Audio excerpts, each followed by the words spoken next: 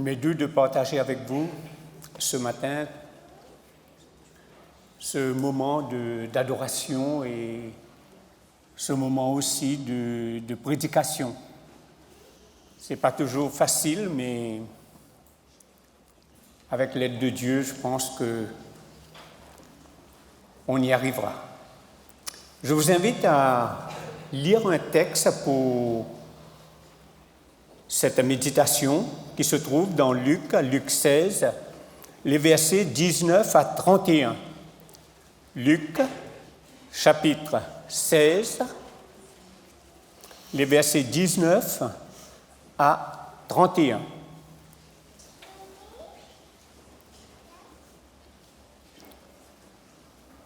Il y avait un homme riche, toujours vêtu d'habits coûteux et raffinés. Sa vie n'était chaque jour que festin et plaisir.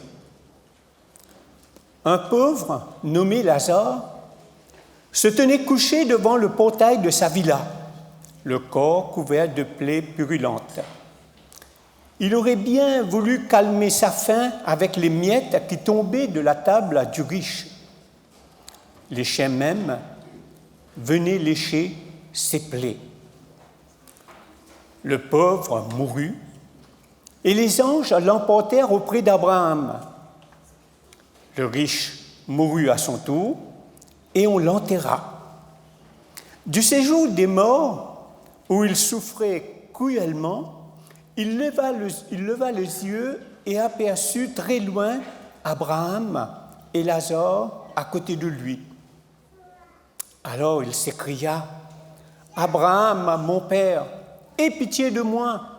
Envoie donc Lazare qu'il trempe le bout de son doigt dans l'eau et me rafraîchisse la langue, car je souffre horriblement dans ces flammes. » Mais Abraham lui répondit : « Mon fils, souviens-toi de combien de bonnes choses tu as joui pendant ta vie, tandis que Lazare n'a connu que des malheurs. À présent, ici, c'est lui qui est consolé, tandis que toi, tu es dans les tourments. De plus, il y a maintenant un immense abîme entre nous et vous, et même si on le voulait, on ne pourrait ni le franchir pour aller d'ici vers vous, ni le traverser pour venir de chez vous ici. Dans ce cas, dit alors le riche, je t'en conjure, Père, envoie au moins Lazare dans la maison de mon père, car j'ai 5 frères, qu'ils les avertissent pour qu'ils n'aboutissent pas eux aussi dans ce lieu de tourment. Tes frères ont les écrits de Moïse et des prophètes, lui répondit Abraham. Qu'ils les écoutent. Non, Père Abraham, reprit l'autre, mais si quelqu'un revient du séjour des morts et va les trouver, ils changeront. Mais Abraham répliqua : s'ils n'écoutent ni Moïse ni les prophètes, ils ne se laisseront pas davantage à convaincre par un mort revenant à la vie. Je crois que je ne vous apprends rien en vous disant ce matin que Jésus avait coutume de raconter des histoires à ses auditeurs, à l'aide d'images et d'anecdotes tirées de la vie quotidienne. Il leur expliquait simplement des choses compliquées. En procédant de la sorte, il leur parlait d'eux-mêmes, de leurs préoccupations et de leurs angoisses. Le récit que Luc nous a transmis de ce pauvre Lazare et de cet homme riche est de la sorte une tentative de réponse à des questions bien concrètes, très existentielles. Au premier abord, ces auditeurs comprennent tout de suite de quoi il est question, de quoi Jésus parle. Un renversement des valeurs dans l'autre monde, un tel qui, au cours de sa vie, aura souffert, sera honoré, tandis que ceux qui auront connu la réussite dans cette vie seront humiliés. Il devient donc possible de supporter les pis en misère dès l'instant où l'on se persuade qu'une récompense est promise dans les cieux après notre mort et que cette récompense compense tout ce que nous aurons passé ici sur terre. Car ces auditeurs, d'ailleurs même beaucoup de personnes encore aujourd'hui, croient à ces choses. Mais Jésus va précisément utiliser cette image connue et très répandue pour en changer le sens. Il imagine ce dialogue étonnant entre cet homme riche et Abraham. L'homme riche qui, au cours de sa vie, n'a eu qu'indifférence pour la misère de Lazare. Il voyait bien cet homme à la porte, à sa porte, mais il s'en détournait sans remords pour s'occuper de ses affaires. L'ordre des choses suit son cours, l'un et l'autre meurent, et c'est alors au tour du riche de souffrir et de Lazare de se réjouir. Mais voilà, notre riche ne peut se contenter de cette indifférence. Au contraire, ayant vu ce qui arrive à Lazare, il implore ce qu'il n'a jamais lui-même fait. Il ne demande pas de rejoindre Lazare, mais simplement qu'on allège un instant sa peine. Mais voilà, on lui répond qu'un abîme les sépare et empêche toute action. Puisque Abraham ne peut rien pour lui, alors il ose, il avance, qu'on prévienne au moins sa famille, que Lazare retourne sur la terre et avertisse ses frères pour qu'ils se repentent et prennent leurs précautions pour ne pas connaître le même sort que lui. Comme c'est commode, si quelqu'un revient de la mort et nous dise de manière précise ce qu'il en est réellement là-haut. Mais voilà, la réponse est encore une fois non. Bien évidemment que si Lazare était revenu sur la terre, les frères du riche auraient été impressionnés.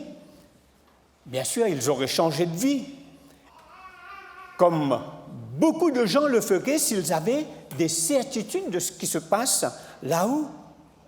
Mais là encore, un autre refus qui renvoie l'homme à lui-même. Les frères du riche ont la loi et les prophètes. Ils savent ce qu'ils doivent faire, comment et pourquoi. Donc, qu'ils le fassent, tout simplement. Dans ce dialogue entre le riche et Abraham se joue quelque chose d'essentiel de notre rapport à la vie et à la mort.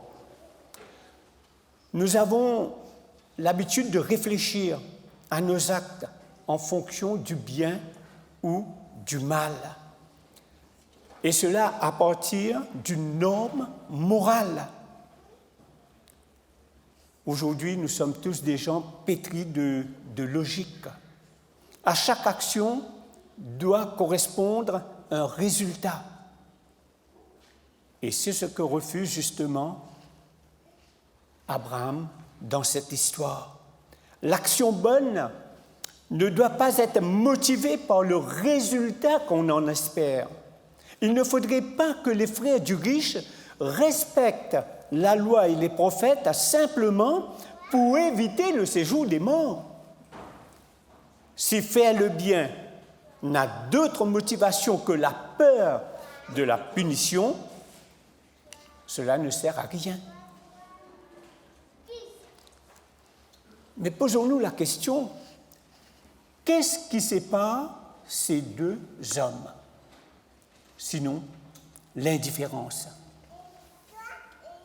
Le problème du riche n'est pas celui d'être riche. Notre problème à nous aussi n'est pas d'être ceci ou cela, de faire ceci ou cela. Le problème, c'est d'être concerné par ce qui arrive à l'autre, à notre prochain, à notre frère.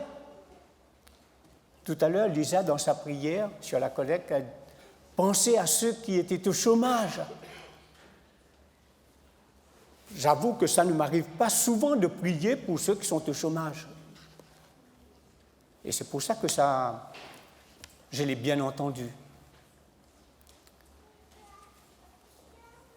Ces choses-là sont le résumé de la loi et des prophètes. Quand la loi et les prophètes, c'est de nous préoccuper de ce qui arrive à l'autre, non pour le contrôler, non pour le juger ou le reprendre, mais pour l'aider, le soutenir, le nourrir. Le désintérêt doit être notre règle. Combien de Lazare au portail de nos vies, sans abri, sans pain, sans parole, sans papier, sans droit, couverts des ulcères modernes, ceux qui brisent l'âme plus encore que le corps, qui n'attendent rien de plus que quelques miettes de notre tranquillité. Bien sûr, nous donnons quelque chose, un tout petit peu de notre bien, de notre superflu. Mais ce qui compte, c'est une véritable préoccupation du destin de l'autre, une véritable motivation au bien de l'autre. Quand je vous rappelle dans cette histoire, nous ne sommes pas Lazare, mais le riche. C'est à la mesure de l'attention que nous aurons eue pour les autres que se joue notre propre jugement. Tout se joue dans l'amour que nous essayons de manifester à l'autre. Je crois que là aussi, ce texte, vous le connaissez bien. Il est impossible de prétendre aimer Dieu qu'on ne voit pas si par ailleurs on n'aime pas l'homme que l'on voit, dont on connaît la réalité de la vie. Finalement, notre récit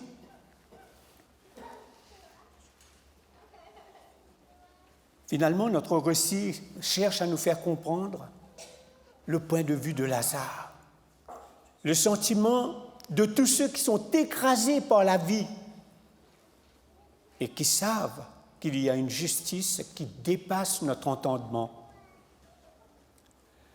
Le récit se compose en 2 actes. Le premier donne un portrait de la vie sur terre et le deuxième acte se déroule de l'autre côté de la tombe. Et nous notons tout de suite un contraste entre ces 2 hommes dont les univers sont littéralement aux antipodes. La distance qui les sépare est symbolisée de façon remarquable. D'abord, par le portail de la demeure. Au verset 20, on le trouve. Ensuite, par les mots qui se trouvent au verset 23, de loin. Et finalement, par le grand abîme qui se trouve entre eux. Cette manière d'enseigner permet au Seigneur Jésus de mettre en évidence des vérités spirituelles. Alors, quels sont les composants de ce contraste? Commençons par la question de leur habillement. Dans Luc 16, versets 19 à 20, je prends la version seconde, il est dit « Il y avait un homme riche qui était vêtu de pourpre et de fin lin et qui chaque jour menait joyeuse et brillante vie. Un pauvre, nommé Lazare, était couché à sa porte, couvert d'ulcères. » La première différence se situe au niveau de leurs habits. L'homme riche était élégamment vêtu de pourpre et de fin lin. Et seuls les plus riches pouvaient s'en payer. D'ailleurs, on associe, comme vous le savez, le pourpre à la royauté. Le fin lin était aussi un article de luxe fabriqué à partir d'une étoffe précieuse. Cette tunique était particulièrement appréciée pour sa blancheur et sa douceur. Et que ce soit l'habit de dessus ou le vêtement de dessous, tout dans sa tenue vestimentaire de l'homme riche arborait l'opulence.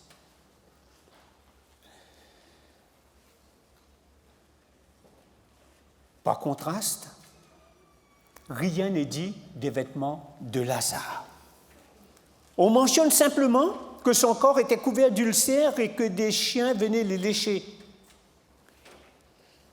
Ce portrait laisse sous-entendre non seulement que les plaies n'étaient pas bandées, mais aussi que l'homme était revêtu de presque rien. Et puis, il y a aussi une énorme disparité dans leur accès à la nourriture. En plus de porter les vêtements les plus chers, la table de l'homme riche était garnie de mets les plus délicats dont il se régalait quotidiennement. À l'opposé, Lazare n'avait rien pour remplir son ventre. La faim le rongeait tellement qu'il se serait contenté des débris de nourriture provenant de la table du riche.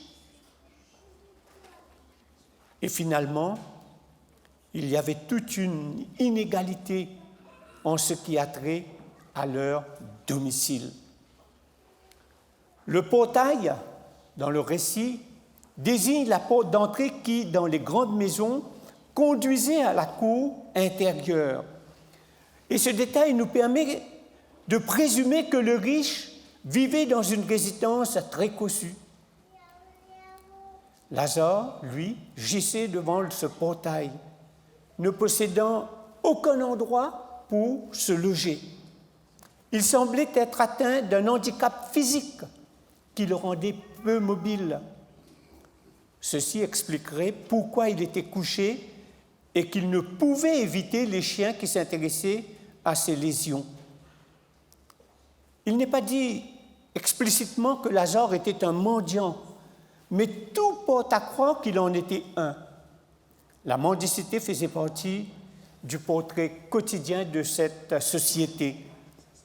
Il était même courant de déposer une personne handicapée à un endroit favorable pour recevoir des aumônes, et on les mettait dans un lieu passant ou à proximité de la résidence d'un riche.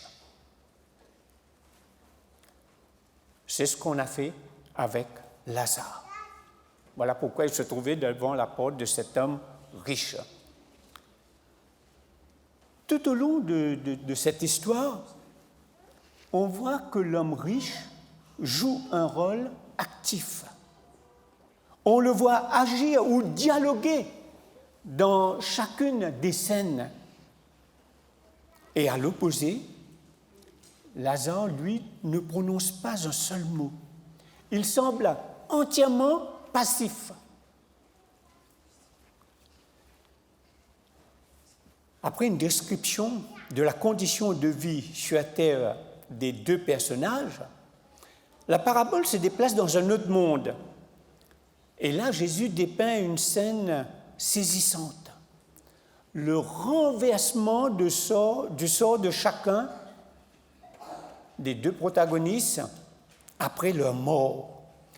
Le Seigneur n'avait pas donné jusque-là d'explication précise sur leur condition spirituelle. Alors on peut se poser la question, qu'en est-il de l'homme riche? Il fut enterré, ça c'était bien écrit, il fut enterré, et sans doute avec grande pompe, joueurs de flûte, pleureuses, les amis, tous y étaient.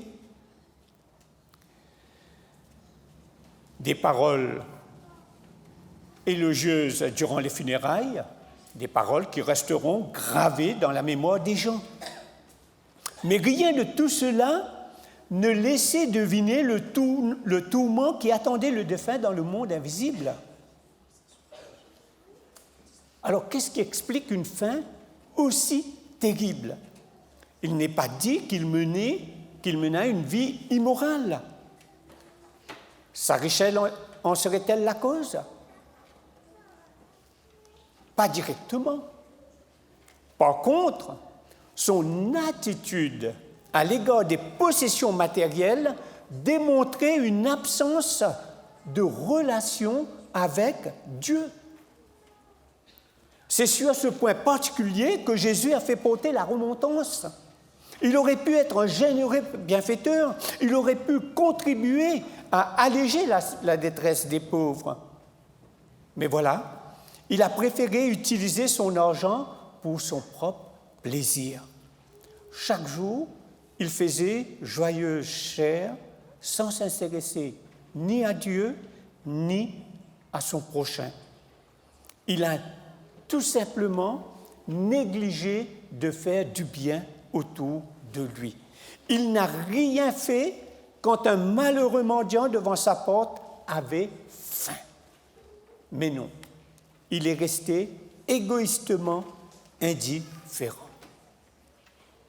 L'homme riche a donc été condamné, si je peux m'exprimer ainsi ce matin, en raison de son insensibilité, une condition que l'opulence a tendance à engendrer si on n'y prend pas garde.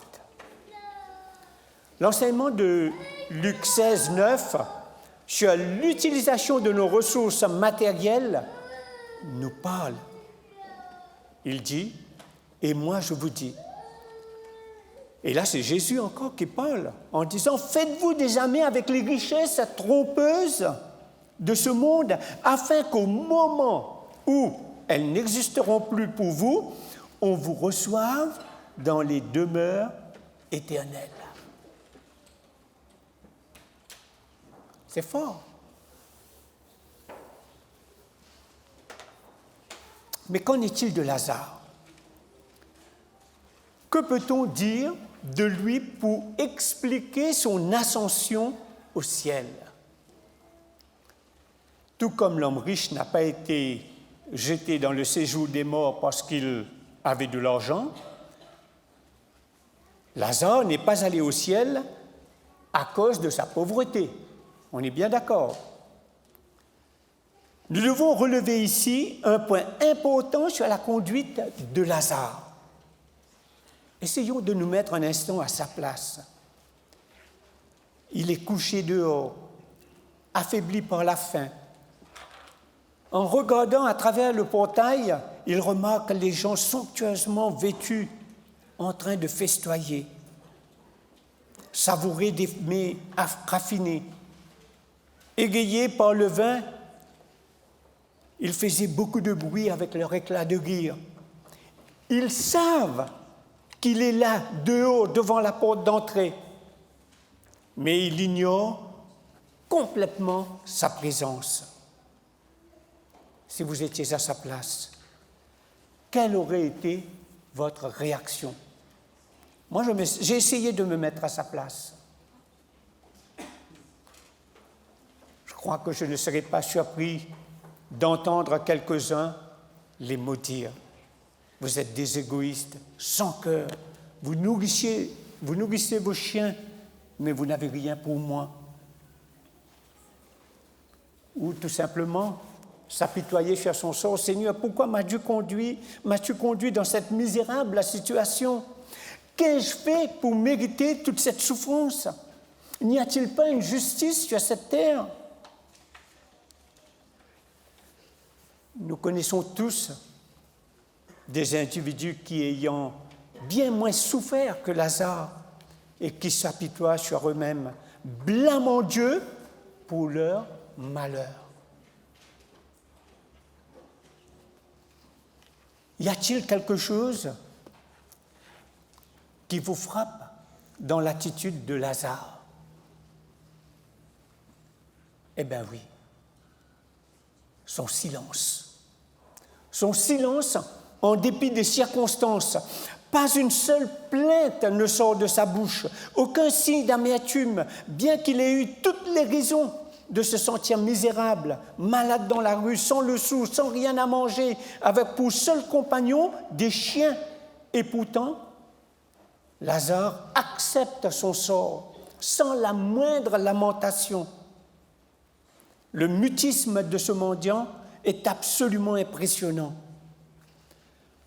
Un autre indice nous emmenant à penser que Lazare était un homme pieux se voit dans son nom. C'est la seule fois que Jésus donne un nom à un personnage dans un de ses paraboles. La seule fois. Et on peut en déduire qu'il l'a fait avec intention. Quand Lazare est l'abréviation d'Éléazar, qui signifie tout simplement « Dieu est mon secours ». Le Seigneur voulait vraisemblablement indiquer par ce nom que Lazare cherchait et trouvait son secours en Dieu. Vous savez, quand je pense à Lazare, je ne peux m'empêcher de le comparer à Job. Job est le seul autre personnage biblique dont le corps était couvert d'ulcères, depuis la plante du pied jusqu'au sommet de la tête. À un moment donné, il se retrouve lui aussi à terre, accablé par une succession de terribles malheurs. Il a tout perdu en peu de temps, y compris ses enfants, sa santé. Comment Job réagit-il? D'ailleurs, sa femme lui suggéra ce commentaire. « Si c'est comme cela que Dieu te traite, tu ferais mieux de le maudire et de mourir ensuite. » Ces paroles auraient pu être adressées à Lazare aussi. Mais on sait quelle aurait été sa réaction. Car jusqu'à présent, il ne s'est pas plaint du tout. Job non plus n'a pas murmuré. Au milieu des maux qui l'affligeaient, Job a trouvé la force de dire tout simplement « Le Seigneur a donné, le Seigneur a repris, que son nom soit béni ». Et même nous lisons au verset suivant où il dit « En tout cela, Job ne pécha point et n'attribua rien d'injuste à Dieu. » Job 1, verset 22. Lazare ne possédait absolument rien, tout comme Job. Il était tout seul, rongé par de multiples ulcères cutanés, mais refusant de se lamenter. La différence entre l'homme riche et Lazare se poursuit au-delà de leur existence terrestre. Et nous sommes à nouveau surpris par le contraste entre les requêtes de l'un et le silence de l'autre. Le réveil fut brutal pour l'homme riche qui se retrouva dans le séjour des morts. Il implore d'envoyer Lazare afin que celui-ci lui apporte un peu d'eau pour rafraîchir sa langue. « Je souffre le supplice dans cette flamme », se lamente-t-il. On peut se poser la question, comment pouvait-il maintenant songer à réclamer une faveur à Lazare alors que lui-même n'avait fait preuve d'aucune compassion durant son séjour sur la terre? Comment? Mais la réponse d'Abraham ne laisse aucun espoir à cet homme riche. Verset 25, il lui dit « Mon enfant, souviens-toi que tu as reçu tes biens pendant ta vie et que Lazare a eu les maux pendant la sienne. Maintenant, il est ici consolé, et toi, tu souffres. » Cette réplique nous rappelle les déclarations de Jésus dans Luc chapitre 6, les versets 20 et le verset 24. « Heureux, vous qui êtes pauvres, quand le royaume des cieux est à vous. » Et au verset 24, « Mais malheur à vous, riches, car vous avez votre consolation. » En d'autres mots, notre sort se décide maintenant, là, pendant notre vie terrestre. Le choix que nous faisons présentement conditionne notre futur. Une fois la mort intervenue, rien ne pourra changer. Le sort de chacun aura alors été décidé pour l'éternité. C'est aujourd'hui qu'il faut marcher avec Dieu. C'est aujourd'hui qu'il faut faire la paix avec Dieu. Car personne ne sait quand la mort viendra le chercher. Quand le riche comprit qu'il ne pouvait plus rien demander pour lui-même, il pensa à sa famille. Il pensa à ses 5 frères. Et là, il implora Abraham que Lazare leur soit renvoyé pour les avertir du risque de finir comme lui. Il parlait à la manière d'un homme soucieux de sa famille et qui admet avoir commis une erreur fatale au cours de sa vie, ne pas prendre en compte tout ce que disaient la loi et les prophètes. La réponse est terrible. La réponse qu'on lui donne fait mal. Tes frères, ils ont Moïse et les prophètes, les écrits de l'Ancien Testament, et que cela suffisait pour les mettre en garde. Il n'a qu'à les écouter.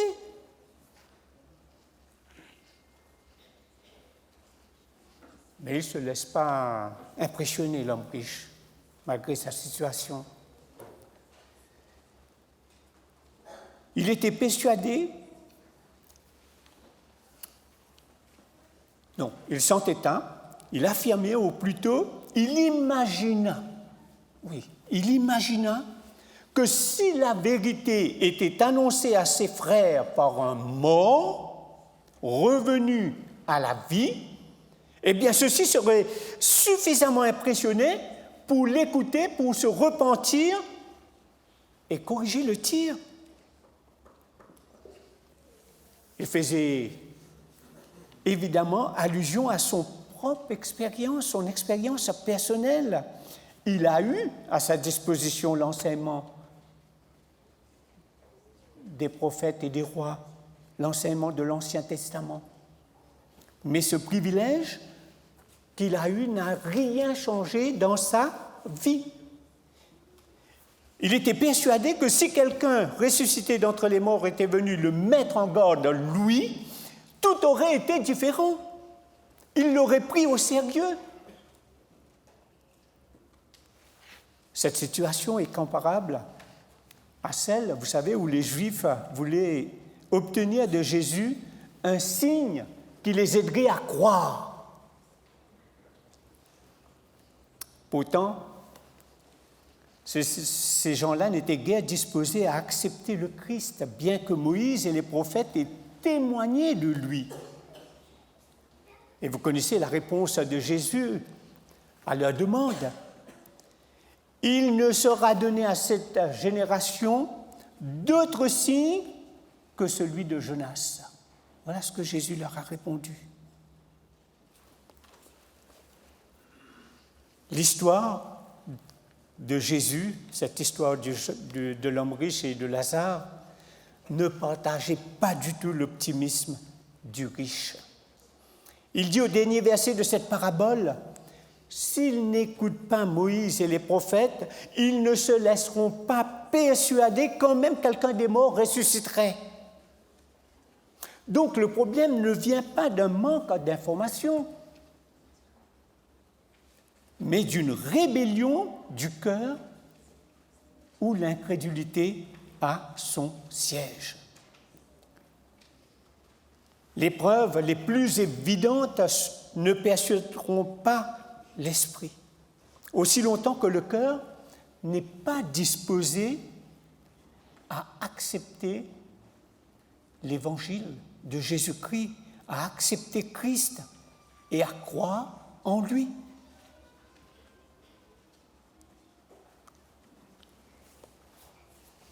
Je termine, car Luc 16, les versets 19 à 31, que nous avons médité ce matin, contient l'une des paraboles les plus complexes de Jésus. Mais elle nous enseigne au moins 3 points que j'ai essayé de développer avec vous ce matin.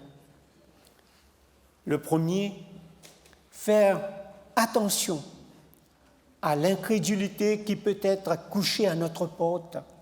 Nous qui connaissons l'Évangile, nous qui l'étudions chaque sabbat, qu'on fasse attention.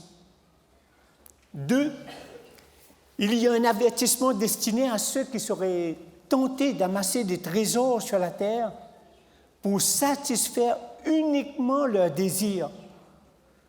L'invitation est que nous puissions nous soucier des autres, de notre prochain, de notre voisin.